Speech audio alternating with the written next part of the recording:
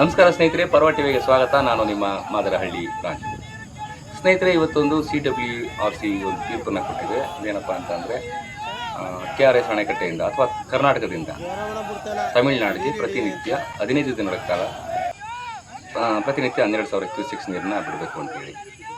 ಇದನ್ನು ನಮ್ಮ ಮೀಡಿಯಾಗಳು ಕರ್ನಾಟಕಕ್ಕೆ ದೊಡ್ಡ ಶಾಕಿಂಗ್ ನ್ಯೂಸ್, ಮತ್ತೊಂದು ಬ್ರೇಕಿಂಗ್ ನ್ಯೂಸ್ ಏನೇನೋ ಹೇಳ್ತಿದ್ದಾವೆ. ಇದು ಹೆಂಗೆ ಶಾಕ್ ಅಂತ ಅರ್ಥ ಆಗ್ತಿಲ್ಲ. ಯಾಕೆಂದರೆ ಈ ಶಾಕಿಂದ ಯಾವುದೇ ರೈತರು ಆತ್ಮಹತ್ಯೆ ಮಾಡ್ಕೊಂಡಿಲ್ಲ, ಯಾವುದೇ ರೈತರಿಗೆ ಕರೆಂಟ್ ಹೊಡೆದಿಲ್ಲ, ಎಲ್ಲೂ ಹೋಗಿ ಏನೇನೋ ಮಾಡ್ಕೊಂಡಿಲ್ಲ, ಎಲ್ಲ ಆರಾಮಾಗಿ ಅವ್ರು ಪಾಡ್ಗೆ ಇದ್ದಾರೆ. ಯಾಕಂದರೆ ಅದೇ ಶಾಕ್ ಅಂತ ಏನು ಅನಿಸಿಲ್ಲ ರೈತರಿಗೆ. ಇದು ಶಾಕ್ ಏನಾದ್ರು ಆಗಿದ್ದರೆ ಮೀಡಿಯಾದವರಿಗೆ ಮೊದಲನೇ ಶಾಕು. ಎರಡನೇ ಶಾಕು ವಿರೋಧ ಪಕ್ಷಗಳಿಗೆ. ಇವತ್ತು BJP JDS ವಿರೋಧ ಪಕ್ಷದಲ್ಲಿದ್ದಾವೆ, ಅವ್ರಿಗೆ ಶಾಕ್ ಆಗಿರುತ್ತೆ. ಅದಕ್ಕಿಂತ ಈ ಸಂದರ್ಭದಲ್ಲಿ ಏನಾದರೂ JDS ಅಥವಾ BJP ಸರ್ಕಾರ ಇದ್ದಿದ್ರೆ ಯಾರು ವಿಪಕ್ಷದಲ್ಲಿರ್ತಾರೆ ಅವ್ರಿಗೆ ಶಾಕ್ ಆಗೋದು. ಯಾಕೆ ಶಾಕ್ ಅಂತಂದರೆ ನಮ್ಗೆ ಈ ಒಂದು ಇದನ್ನು ನಾವು ಸದ್ಬಳಕೆ ಮಾಡ್ಕೊಳ್ಳೋದು ಹೆಂಗೆ ಅಂತೇಳಿ ಶಾಕ್ ಆಗಬೇಕಷ್ಟೇ. ಅಥವಾ ನಾವು ನೀರು ಕೊಡಬೇಕಂತ ಶಾಕ್ ಆಗಬೇಕಾಗಿದ್ದು ಸರ್ಕಾರಕ್ಕೆ. ಬಟ್ ಇಲ್ಲಿ ಸರ್ಕಾರ ಒಂದು ಯೋಚನೆ ಮಾಡಬೇಕು. DK ಶಿವಕುಮಾರ್ ಅವರು ಹೇಳ್ತಿದ್ದಾರೆ, ಮೊದಲಿಂದನೂ ಆರಂಭದಲ್ಲೇ ಹೇಳಿದ್ರು, ನೀವು ಬೆಳೆ ಹಾಕಿಬಿಡಿ, ನೀರಿಲ್ಲ ಅಂತ, ಕುಡಿಯೋ ನೀರು ಬೇಕಿದೆ ಅಂತ. ಕಳೆದ ಬಾರಿನೇ CWRC ಒಂದು ಆದೇಶವನ್ನು ಕೊಡ್ತು, 3,500 ಕ್ಯೂಸೆಕ್ಸ್ ನೀರು ಬಿಡಬೇಕು ಅಂತೇಳಿ. ನಾವು ಬಿಡೋದಿಲ್ಲ, ಮತ್ತು ಏನೋ ಮಾಡ್ತೀವಿ, ಮೇಲ್ಮನವಿಗೆ ಹೋಗ್ತೀವಿ ಅಂತ ಹೇಳಿದ್ರು. ಮೇಲ್ಮನವಿಗೆ ಹೋದ್ಮೇಲೆ ಈಗ 12,000 ಬಿಡಬೇಕು ಅಂತ ಆದೇಶ ಹೊರಡಿಸಿದೆ. ಇದು ನಿರೀಕ್ಷಿತನೇ, ಏನು ವಿಶೇಷತೆ ಏನಿಲ್ಲ ಇರಲಿ. ನಿಮ್ಮ ಹತ್ರ ನೀರಿದೆ ಬಿಡಿ ಅಂತ ಹೇಳೋವಂಥದ್ದು ಕಾಮನ್ ಫ್ಯಾಕ್ಟ್. ಅದು ಇಲ್ಲಿ ನೀರು ಬಿಡೋದಿಲ್ಲ ಅಂತ ಹೇಳೋದಕ್ಕೆ ನಮ್ಗೆ ಅಧಿಕಾರ ಇಲ್ಲ. ಇದು ಸುಪ್ರೀಂ ಕೋರ್ಟ್ ತೀರ್ಪು. ತೀರ್ಪು ಬಂದ ಮೇಲೆ ಅದನ್ನು ಫಾಲೋ ಮಾಡಬೇಕಾದದ್ದು ಎಲ್ಲರ ಜವಾಬ್ದಾರಿ. ನಮ್ಮಲ್ಲಿ ನೀರಿಲ್ಲ ಅಂತ ನಾವು ಸುಳ್ಳು ಹೇಳೋಕ್ಕಾಗೋದಿಲ್ಲ. ಈ ಕಬಿನಿ ಡ್ಯಾಮ್ ತುಂಬಿದೆ, KRS 9 ಅಡಿ ಇದೆ, ಹೇಮಾವತಿ ಅರಂಗಿ ಎಲ್ಲ ಒಂದು ಹಂತದಲ್ಲಿ ಹಂತಕ್ಕೆ ಬಂದಿದ್ದಾವೆ ಉಳಿದಂಥವು. ಹಾಗಾಗಿ ನೀರು ಕೊಡಲೇಬೇಕು. ನಮ್ಮ ಹತ್ರ ನೀರಿಲ್ಲ ಅಂತ ಸುಳ್ಳು ಹೇಳಲಿಕ್ಕೆ ಸಾಧ್ಯನೇ ಇಲ್ಲ.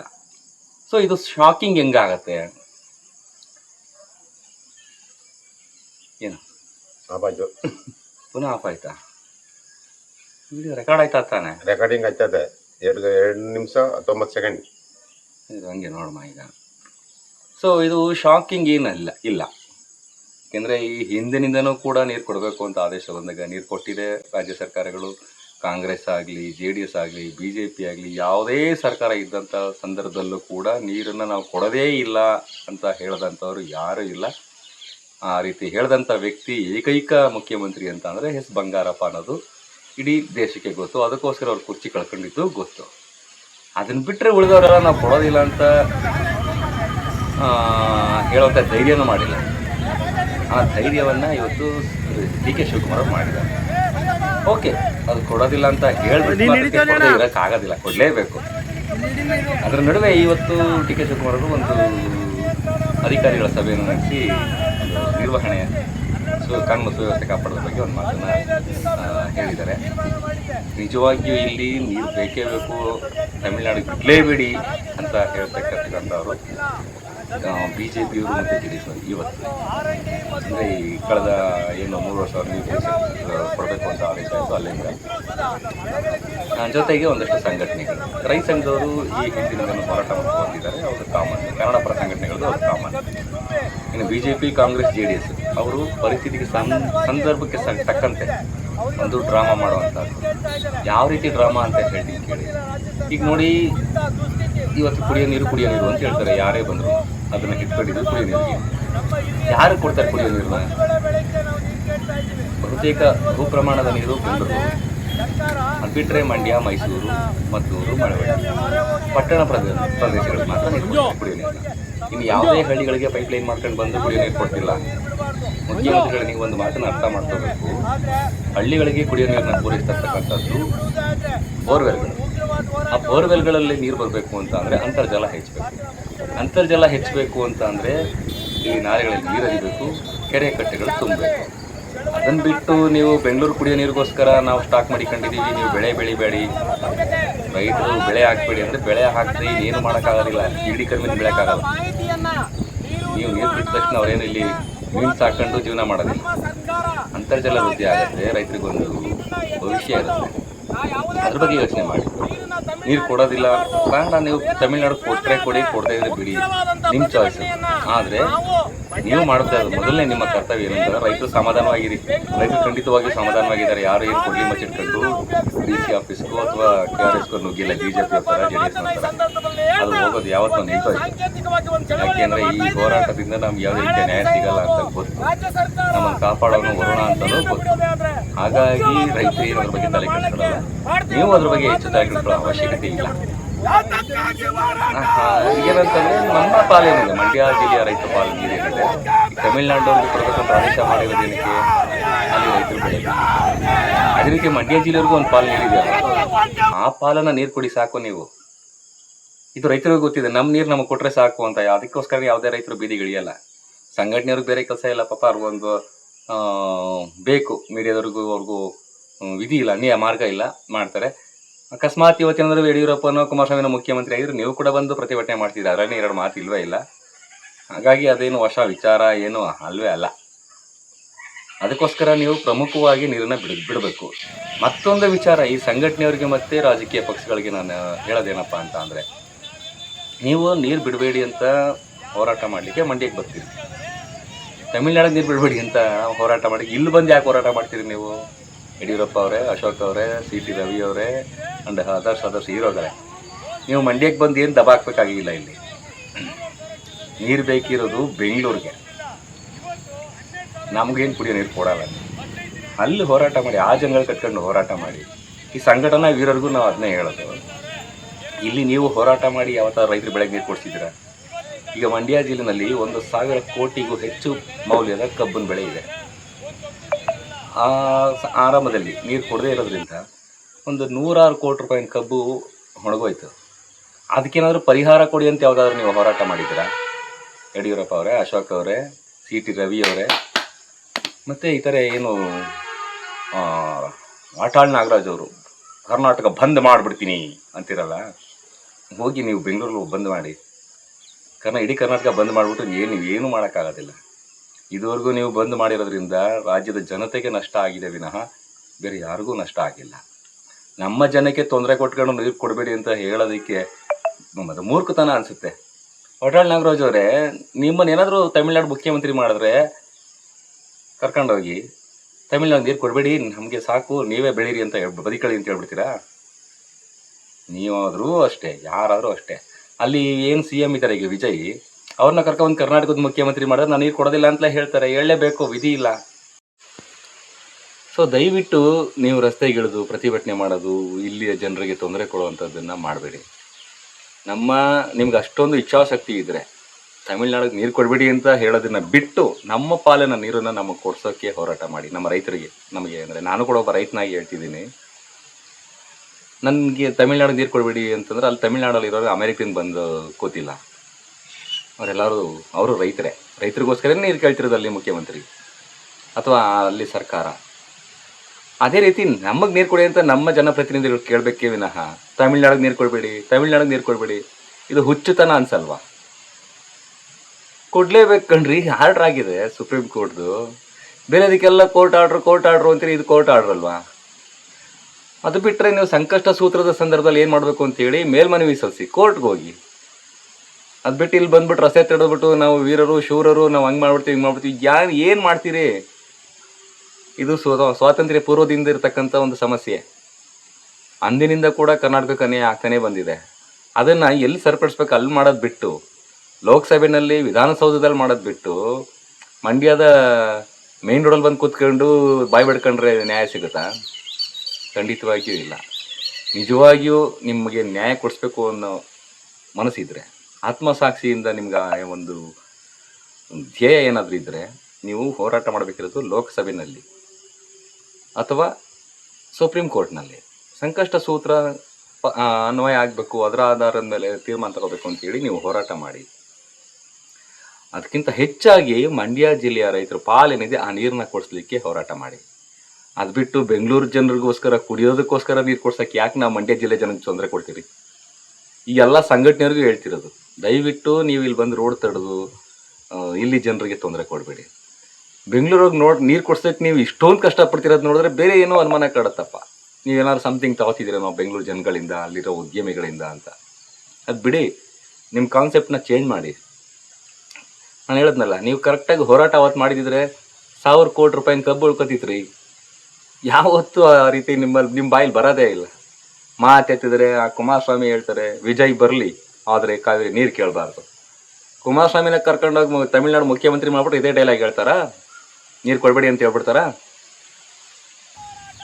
ಹೇಳಿ.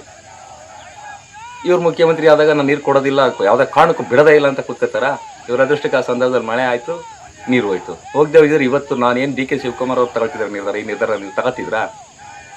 ಈ ಡೋಂಗಿತನನ್ನ ಬಿಡಿ. ಮಾಧ್ಯಮಗಳು ಸಿಗ್ತವೆ, ಜನಗಳು ನಂಬ್ತಾರೆ ಅಂತ ಸುಳ್ಳು ಹೇಳ್ಕೊಂಡು ಹಸಿ ಸುಳ್ಳನ್ನು ಹೇಳಿ ಜನಗಳಿಗೆ ಇದುವರೆಗೂ ವಂಚನೆ ಮಾಡ್ಕೊಂಡು ಬಂದಿದ್ದೀರಿ. ಇನ್ಮೇಲಾದರೂ ಈ ಥರ ಸುಳ್ಳು ಹೇಳ್ಕೊಂಡು ವಂಚನೆ ಮಾಡ್ಕೊಂಡು ನಿಮ್ಮ ಸ್ವಾರ್ಥಕ್ಕೋಸ್ಕರ, ಲಾಭಕ್ಕೋಸ್ಕರ, ರಾಜಕೀಯ ತಿವಲ್ಗೋಸ್ಕರ ಜನಗಳನ್ನ ಬೀದಿಗಿಳಿಬೇಡಿ. ಜನರನ್ನ ದಿಕ್ಕು ತಪ್ಪಿಸ್ಬೇಡಿ. ಸೌಹಾರ್ದತೆಯಿಂದ ಸಮಸ್ಯೆಯನ್ನು ಬಗೆಹರಿಸುವಂಥ ಒಂದು ನಿಟ್ಟಿನಲ್ಲಿ ಯೋಚನೆ ಮಾಡಿ. ಮೇಕೆದಾಟು ಯೋಜನೆ ಮಾಡಬೇಕು ಅಂತ ಡಿ ಕೆ ಶಿವಕುಮಾರ್ ಅಂತಾರೆ, ಎಲ್ಲರೂ ಬಾಯಿ ಮುಚ್ಕೊಂಡಿದ್ದೀರಾ. ಮೇಕೆದಾಟು ಯೋಜನೆ ಮಾಡಿದ್ರೆ ಇನ್ನೊಂದಷ್ಟು ನೀರು ಸ್ಟಾಕ್ ಜಾಸ್ತಿ ಆಯ್ತದೆ, ಇನ್ನೂ ಹೆಚ್ಚಾಗಿ ನೀರು ಕುಡಿ ಅಂತ ತಮಿಳ್ನಾಡವ್ರು ಕೇಳ್ತಾರೆ. ಮೇಕೆದಾಟು ಯೋಜನೆ ಮಾಡೋದ್ರಿಂದ ಮಂಡ್ಯ ರೈತರಿಗೆ ಏನು ಸಿಗುತ್ತೆ ಲಾಭ? ಅಲ್ಲಿಂದ ಪಂಪ್ ಸೆಟ್ ಹಾಕ್ಬಿಟ್ಟು ಪೈಪ್ಲೈನ್ ಮಾಡ್ಕೊಂಡು ನಮ್ಮ ಮಂಡ್ಯ ಜಿಲ್ಲೆ ರೈತರು ಬೆಳಗ್ಗೆ ನೀರು ಕೊಡ್ತೀರಾ? ನೀವು ಬೆಂಗಳೂರಿಗೋಸ್ಕರ ಕುಡಿಯೋ ನೀರಿನ ಬಗ್ಗೆ ಯೋಚನೆ ಮಾಡ್ತಿದ್ದೀರಿ, ವಿದ್ಯುತ್ ಉತ್ಪಾದನೆ ಮಾಡ್ತೀವಿ ಅಂತೀರಿ. ಈಗ ಮಾಡ್ತಿರೋದ್ರಿಂದ ಎಷ್ಟು ವಿದ್ಯುತ್ ಕೊಡ್ತಿದ್ದೀರಿ?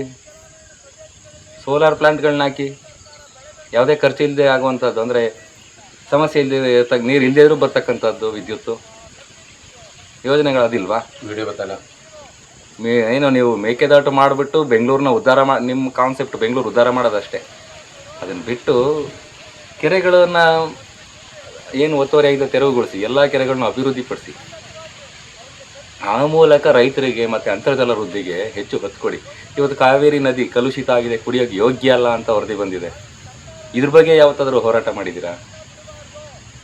ಅದ್ರ ಬಗ್ಗೆ ಯೋಚನೆ ಮಾಡಿ. ಎಲ್ಲ ಕಾರ್ಖಾನೆಗಳನ್ನ ತ್ಯಾಜ್ಯನ ತಂದು ನಾಲೆಗಳ ಮೂಲಕ ಕಾವೇರಿ ನದಿಗೆ ಬಿಡ್ತಿದ್ದಾರೆ. ಆ ನೀರು ಕುಡಿಯೋಕ್ಕೆ ಯೋಗ್ಯ ಇಲ್ಲ ಅನ್ನೋಂಥ ಸಂದರ್ಭದಲ್ಲಿ ಅದನ್ನೇನೋ ಫಿಲ್ಟರ್ ಮಾಡ್ಕೊಂಡು ನೀವು ಬೆಂಗಳೂರುಗಾರ ಕೊಟ್ಕೊಳ್ಳಿ, ಏನಾದ್ರು ಕೊಟ್ಕೊಳ್ಳಿ, ನಿಮ್ಮ ಚಾಯ್ಸ್ ಅದು. ಆದರೆ ನಮ್ಮ ರೈತರ ಪಾಲನ ನೀರು ಕೊಡಿ. ಆ ನೀರನ್ನು ಕಾವೇರಿ ಮಾತೆನ ಕಲುಷಿತ ಆಗಿರೋ ರೀತಿ ನೋಡ್ಕೊಳ್ಳೋದಕ್ಕೆ ಏನು ಮಾಡ್ಬೇಕು ಅದನ್ನು ಮಾಡಿ. ಈಗ ನೋಡಿ, ತಮಿಳ್ನಾಡಲ್ಲಿ ಅಲ್ಲಿ ಮುಖ್ಯಮಂತ್ರಿಗಳು ಯಾವುದೇ ಒಂದು ಎದುರಾಳಿ ಬಂದರೆ ಎತ್ಕೊಂಡೋಗಿ ಜೈಲಿಗೆ ಹಾಕಿಸ್ತಾರೆ, ಅಷ್ಟೊಂದು ದ್ವೇಷ ಇರುತ್ತೆ.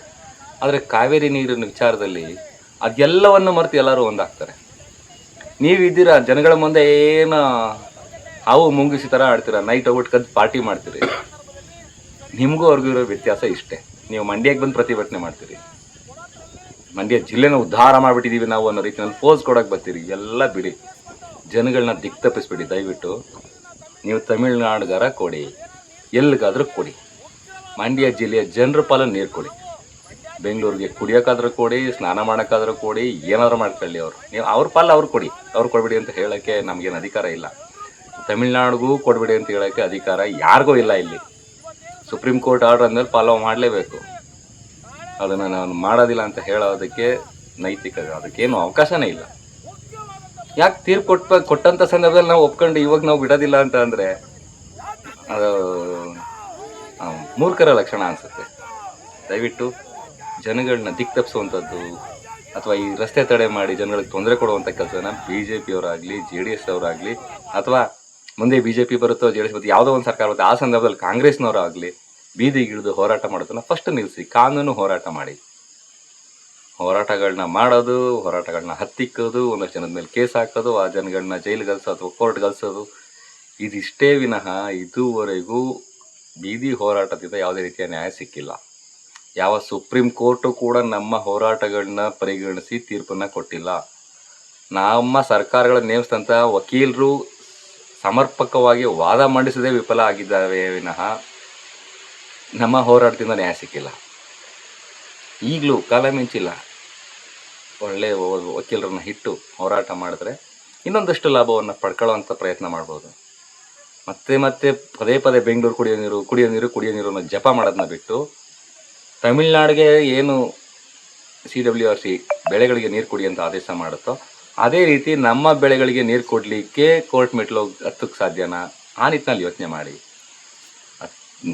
ಕಡೆಯದಾಗಿ ನನ್ನ ರಿಕ್ವೆಸ್ಟ್ ಏನಂತಂದರೆ, ದಯವಿಟ್ಟು ಈ BJP ನಾಯಕರು, JDS ನಾಯಕರು ಮತ್ತು ಇತರರು, ಈ ಸಂಘಟನಾ ವೀರರು ಏನು ಇದ್ದಾರಲ್ಲ, ಕೆಲವರು ಹಾಟಾಳ್ ನಾಗರಾಜು ಅಂತವರು, ನಾರಾಯಣಗೌಡರು, ಇನ್ನೂ ಒಂದಷ್ಟು ಜನ ಎದ್ದು ಬಿದ್ದು ಓಡ್ ಬಂದ್ಬಿಡ್ತಾರೆ ಕಾವೇರಿ ಇಶ್ಯೂ ಅಂದರೆ ಮಂಡ್ಯಕ್ಕೆ.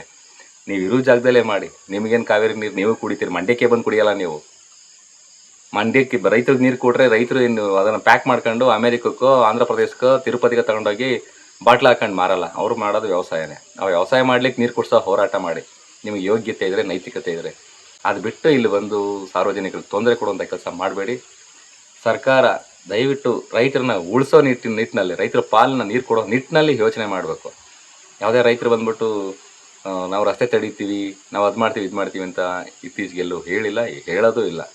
ಸಂಘಟನೆಯವ್ರನ್ನ ನೀವು ಯಾವ ರೀತಿ ತೀಡಬೇಕು ಅದನ್ನು ನೀವು ಮಾಡ್ಕೊಳ್ಳಿ. ರೈತರನ್ನ ಉಳಿಸ್ಬೇಕು ಅಂತಂದರೆ ನೀವು ನೀರು ಕೊಡಬೇಕು. ಜೊತೆಗೆ ಈ ಚೆಕ್ ಡ್ಯಾಮ್ಗಳನ್ನ ಮಾಡಿ ಅಂತರ್ಜಲ ಹೆಚ್ಚಿಸಿ ರೈತರು ಆ ಮೂಲಕನಾದರೂ ಬೋರ್ವೆಲ್ ಮೂಲಕನಾದರೂ ಒಂದು ವ್ಯವಸಾಯ ಮಾಡಲಿಕ್ಕೆ ಅನುಕೂಲ ಕಲ್ಪಿಸ್ಕೊಡಿ. ಆ ನಿಟ್ಟಿನಲ್ಲಿ ಒಂದು ಒಳ್ಳೆ ದೃಢ ನಿರ್ಧಾರ ತಗೊಳ್ಳಿ. ರೈತರು ತಂತಾನೇ ಜೀವನ ಮಾಡ್ತಾರೆ. ನಿಮ್ಮಿಂದ ಏನು ಕೇಳೋವಂಥದ್ದು ಏನಿಲ್ಲ. ಅವರು ಉಪ್ಪು ಗೊಬ್ಬರ ಅದನ್ನು ಆ ಗಗನಕ್ಕೇರಿದೆ ಬೆಲೆ. ಇನ್ನು ಕಬ್ಬು ಕಡಿಯೋ ವಿಚಾರಕ್ಕೆ ಬಂದರೆ ಕಬ್ಬಿನ ವಿಚಾರ ಈಗ ಆಲ್ರೆಡಿ ಅರ್ಧ ಒಣಗೋಯ್ತು, ಇನ್ನು ಅರ್ಧ ಅದು ಫ್ಯಾಕ್ಟರಿ ಕೊಟ್ಟಾಗ ದುಡ್ಡು ಇಸ್ಕೋಬೇಕು. ಏನೇ ಆದರೂ ಅನುಭವಿಸ್ಕೊಂಡು ತಮ್ಮ ಪಾಡಿಗೆ ತಾವು ಜೀವನ ಮಾಡ್ತಿದ್ದಾರೆ. ಅಂಥವ್ರನ್ನ ಕಟ್ಟಿ ಏನೋ ಬೇಳೆ ಬೇಯಿಸ್ಕೊಳ್ಳೋಂಥ ಪ್ರಯತ್ನ ನಾವು ವಿಪಕ್ಷದವರು ಮಾಡಬೇಡಿ, ಯಾವುದೇ ಸಂಘಟನೆಯವರು ಮಾಡಬೇಡಿ. ಸರ್ಕಾರ ಕೂಡ ರೈತರು ಸುಮ್ಮನಿದ್ದಾರೆ ಅಂತೇಳಿ ವಂಚನೆ ಮಾಡೋ ಕೆಲಸ ಮಾಡಬೇಡಿ. ದಯವಿಟ್ಟು ರೈತರಿಗೆ ಏನು ಬೇಕೋ ಅನುಕೂಲ ಕೊಡಿ.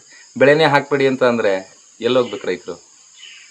ಹಾಗಿದ್ರೆ ನೀವ್ಯಾಕೆ ಸಂಬಳ ತೊಗೋತೀರಿ? ಬರ ಅಲ್ವಾ ಮುಖ್ಯಮಂತ್ರಿಗಳೇ? ನಿಮ್ಮ ಸಂಪುಟಕ್ಕೆ ಕೇಳಿ ಯಾರಿಗೂ ಸಂಬಳ ಬೇಡ ಈಗ ಅಂತ. ಎಲ್ಲ ಯಾಕೆಂದರೆ ಯಾರೇನಲ್ಲಿ ಬಡವರಿಲ್ಲ, ಎಲ್ಲ ಕೋಟ್ಯಾಧಿಪತಿಗಳೇ ಇದ್ದೀರಿ. ಶತಕೋಟಿ ಆ ಲೆವೆಲಲ್ಲಿ ಇರೋರು, ಸಹಸ್ರ ಕೋಟಿ ಇದ್ದೀರಿ. ಇನ್ನು ನಿಮ್ಮ ನೀರಾವರಿ ಅಧಿಕಾರಿಗಳಿಗೆ ಈಗಿರ್ತಕ್ಕಂಥ ಸಂಬಳನ ಸ್ವಲ್ಪ ಕಡಿಮೆ ಮಾಡಿ. ಬರ ಇದೆಯಲ್ಲ, 1-2 ತಿಂಗಳು ತ್ಯಾಗ ಮಾಡ್ರಪ್ಪ ಅಂತೇಳಿ ರೈತರಿಗೋಸ್ಕರ. ಈ ರೀತಿ ಕೇಳಿದ್ರೆ ನಿಮಗೆಲ್ಲ ಖುಷಿ ಆಗುತ್ತಾ? ಕಷ್ಟ ಆಗಲ್ವಾ? ಅದನ್ನು ಯೋಚನೆ ಮಾಡಿ. ಅಟ್ಲೀಸ್ಟ್ ಈಗ ಒಂದು 10% ಅವರ ಸಂಬಳನ ಕಡಿಮೆ ಮಾಡಿ. ಒಬ್ಬ ಪ್ರೊಫೆಸರು 4 ಗಂಟೆ ವಾರಕ್ಕೆ ಪಾಠ ಮಾಡ್ತಾನೆ, 1.5 ಲಕ್ಷ ಸಂಬಳ ಕೊಡ್ತದೆ ಸರ್ಕಾರ.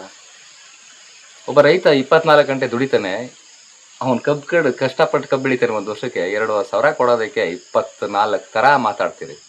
ಅದನ್ನು ಕೊಡೋದಕ್ಕೆ ನಿಮ್ಗೆ ಇಷ್ಟ ಬಂದಾಗ ಫ್ಯಾಕ್ಟ್ರಿ ಅವ್ರು ಇಷ್ಟ ಬಂದಾಗ ಕೊಡ್ತಾರೆ, ಅದನ್ನು ಕೇಳೋದಕ್ಕಿರಲ್ಲ. ಹಾಗಾಗಿ ರೈತರು ಏನೋ ಮಾಡ್ಕೊಂಡು ಹೋಗ್ತಿದ್ದಾರೆ, ಏನೋ ಇದ್ದಾರೆ ಅಂತೇಳಿ ಶೋಷಣೆ ಮಾಡೋದನ್ನು, ದುರ್ಬಳಕೆ ಮಾಡ್ಕೊಳ್ಳೋದನ್ನ ದಯವಿಟ್ಟು ನಿಲ್ಲಿಸಿ. ನಮಸ್ಕಾರ. ನಮ್ಮ ಯೂಟ್ಯೂಬ್ ಚಾನೆಲ್ನ ಸಬ್ಸ್ಕ್ರೈಬ್ ಆಗಿ, ಲೈಕ್ ಮಾಡಿ, ಪಕ್ಕದಲ್ಲಿ ಕಾಣಿಸೋ ಬೆಲ್ ಐಕನ್ನ ಕ್ಲಿಕ್ ಮಾಡಿ.